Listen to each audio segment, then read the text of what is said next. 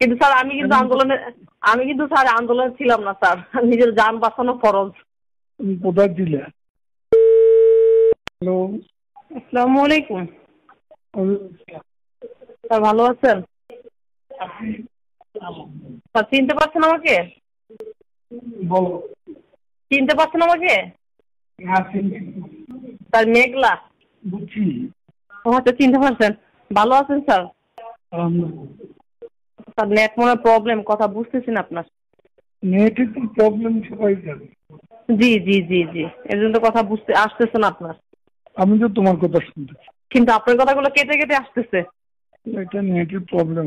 জি জি জি, হ্যাঁ নেটের প্রবলেম। আর বাঙালি এমন একটু সমস্যা করে। আপনার তো আবার গ্রামীণ সিম, আমার হচ্ছে আবার বাঙালি সিম। বাঙালি এমন তো একটু প্রবলেম করে। তো স্যার ভালো আছেন তো? আপনার সাথে তো অনেকদিন যাবত যোগাযোগ হয় না। সেই। হ্যাঁ ব্যস্ত আপনি এর জন্য। আবার আপনাকে হোয়াটসঅ্যাপে কল দিছিলাম, যখন হোয়াটসঅ্যাপ ছিল আপনি রিসিভ করেন নাই, তো ভাবলাম ব্যস্ত। এখন ঠিক আছে। স্যার এখন ব্যস্ততা কাটছে আপনার? কিন্তু স্যার আমি কিন্তু স্যার আন্দোলনে ছিলাম না স্যার। নিজের জান বাঁচানো ফরজ। তুমি কোথায় ছিলে? আমি স্যার বাসায় ছিলাম, এই আন্দোলনে আমি না, নিজের জান বাঁচানো আগে ফরজ। যেটা পিএম ভালো মনে করবে সেটাই করবে, এইগুলো আন্দোলনে ফাও আন্দোলন কেন করবো আমি? জান বাঁচানো ফরজ। আচ্ছা। ও মাই গড, এই আন্দোলনে নাই এই জায়গায় গিয়া। না। হ্যাঁ হ্যাঁ, আমি বাসায় ছিলাম বা বল টাইম। আমি বাসা থেকে বেরও হইনি। হ্যাঁ জি। দেশের বাড়িতে যাও নাই? ও কাশপুরে। হুম।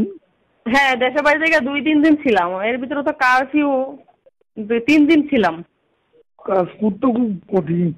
না ঠিক আছে, তারপরও বল মানে পোলাপাইন কখন কি করে ফেলে তো বলা যায় না। আবার দেখা গেছে অনেক সময় বহিরাগতরা অনেক কিছু করে ফেলে। এই 3 দিন ছিলাম, 3 দিন পরে আবার আইসা পড়ছি। এর ভিতরে আপনাকে ফোন দিচ্ছি, আপনি রিসিভ করেন নাই, তো ভাবলাম আপনি খুবই।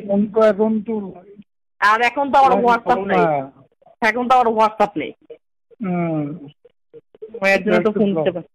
এখন এর জন্য আপনাকে আবার দেখলাম আপনার ইমুও নাই। ইমো আমি করি। হ্যাঁ সেই জন্য ভাবলাম একটু নাম্বারে কল দিই আপনাকে। তো স্যার ব্যস্ততা কাটছে তো এখন না? হ্যাঁ কথা হবে পরে। স্যার এখন তো আর ব্যস্ত না।